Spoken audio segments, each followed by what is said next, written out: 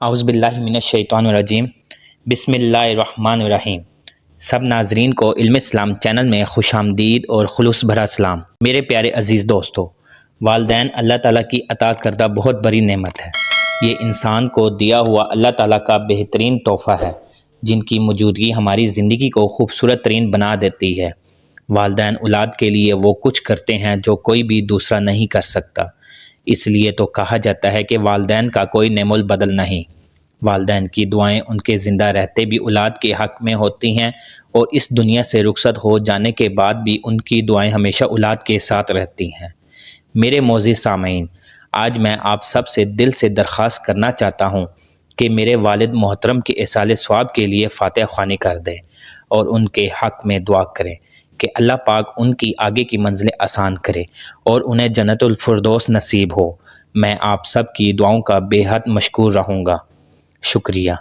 ہمارا آج کا موضوع حاتم طئی کی سخاوت اور مہمان نوازی۔ عرب کے جاہلی دور کا نامور شاعر غیر معمولی شجاعت و سخاوت کی وجہ سے مشہور ہے۔ عربی زبان میں کسی کی سخاوت و فیاضی بڑھا چڑھا کر بیان کرنی ہو تو کہا جاتا ہے کہ فلاں شخص حاتم سے بھی زیادہ سخی ہے۔ اردو میں بھی اسی طرح کہا جاتا ہے۔ حاتم طئی کا والد بچپن میں ہی فوت ہو گیا تھا۔ اس کی ماں نے اس کی پرورش کی۔ وہ بڑی دولت مند خاتون تھی اور نہایت فیاض تھی۔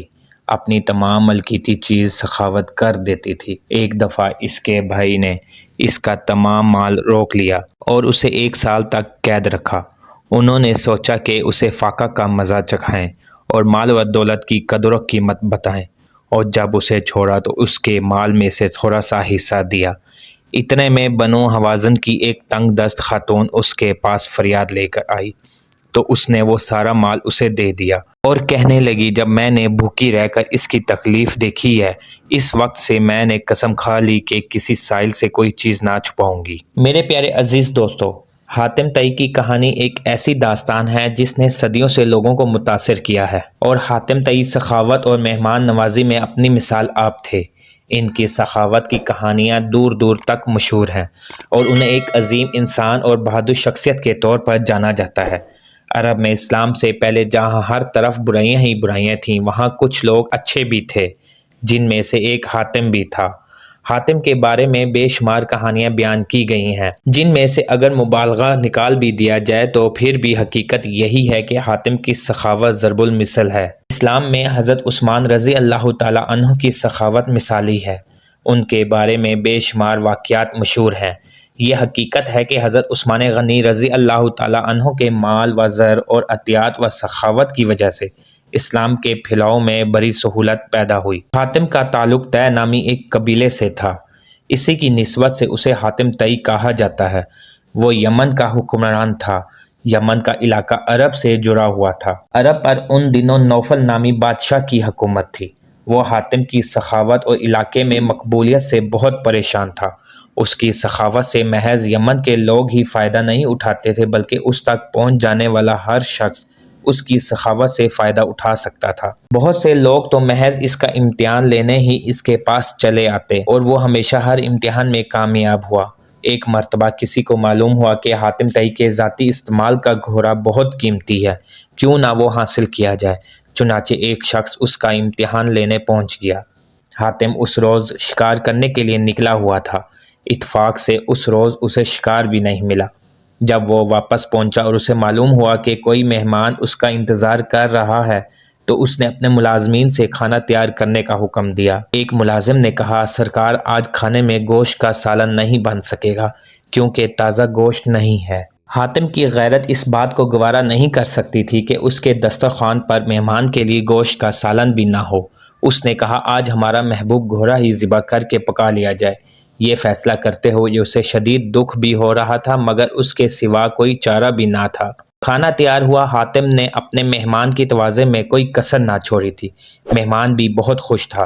صبح جب مہمان کے جانے کا وقت ہوا تو مہمان نے رخصت ہونے سے قبل اس کی مہمان نوازی کا شکریہ ادا کرتے ہوئے کہا کہ اس نے حاتم کی سخاوت کی بڑی شہرت سنی ہے۔ اگر وہ اپنا پسندیدہ گھوڑا بھی اسے عنایت کر دے تو بڑی بات ہوگی۔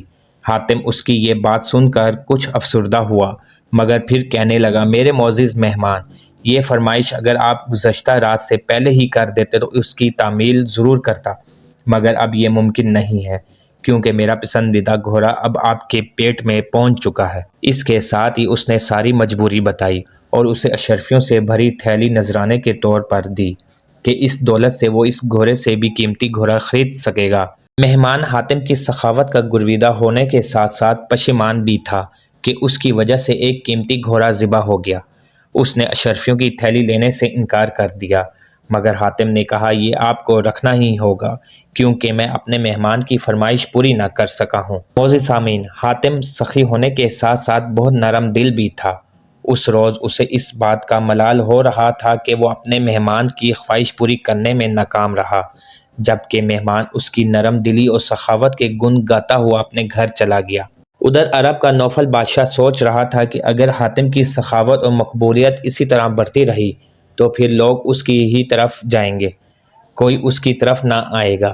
اس نے ایک بہادر اور طاقتور سپاہی سے کہا کہ وہ حاتم کو قتل کر دے، اس کے عوض اسے بھاری انعام ملے گا۔ حاتم کیونکہ نیک دل اور سخی انسان تھا، اس لیے وہ اپنے ساتھ محافظ نہیں رکھتا تھا، کیونکہ وہ جانتا تھا کہ موت جب آنی ہے تب ہی آئے گی، اور جب آئے گی تو کوئی محافظ اسے بچا نہیں سکے گا۔ بادشاہ نوفل کا بھیجا ہوا سپاہی ایک مہمان کے روپ میں حاتم کے محل پہنچ گیا۔ ایک رات جب سب لوگ سو رہے تھے، وہ سپاہی خاموشی سے حاتم کی خوابگاہ تک پہنچ گیا۔ اس نے دیکھا کہ حاتم گہری نیند سو رہا ہے، تو اس نے اپنی کمر سے بندے خنجر کو نکالا اور پوری طاقت سے اس پر وار کر دیا۔ عین اسی وقت حاتم نے کروٹ لی اور سپاہی کا نشانہ چونک کیا اور وہ حاتم کے اوپر گر گیا۔ حاتم اس دوران نیند سے بیدار ہو چکا تھا۔ اس نے اپنے مہمان سپاہی کو قابو کر لیا اور اس سے پوچھا کہ اس نے ایسا کیوں کیا؟ کیا اس کی مہمان نوازی میں کوئی کمی رہ گئی تھی؟ سپاہی نے حاتم کو صاف صاف بتا دیا کہ وہ یہاں کس کے لیے آیا ہے۔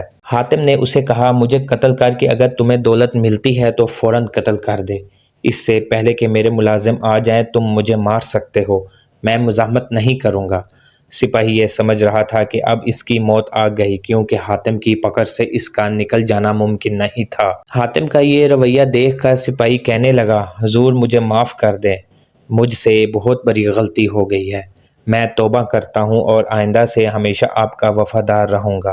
حاتم نے نہ صرف اسے معاف کر دیا بلکہ اشرفیوں سے بھری تھیلی بھی دی، کیونکہ اسے یہ گوارا نہیں تھا کہ اس کا مہمان اس کے گھر سے خالی ہاتھ جائے۔ عزیز دوستو، امید کرتا ہوں کہ ویڈیو آپ دوستوں کو پسند آئی ہوگی۔ ویڈیو پسند آ جائے تو لائک اور شیئر ضرور کر دیجیے گا، اور آنے والی نئی ویڈیوز کے لیے ہمارے چینل کو سبسکرائب کر دیں اور ساتھ میں گھنٹی کے بٹن کو ضرور دبا دیں تاکہ ہماری نئی آنے والی ویڈیوز سب سے پہلے آپ تک پہنچے۔ اللہ حافظ۔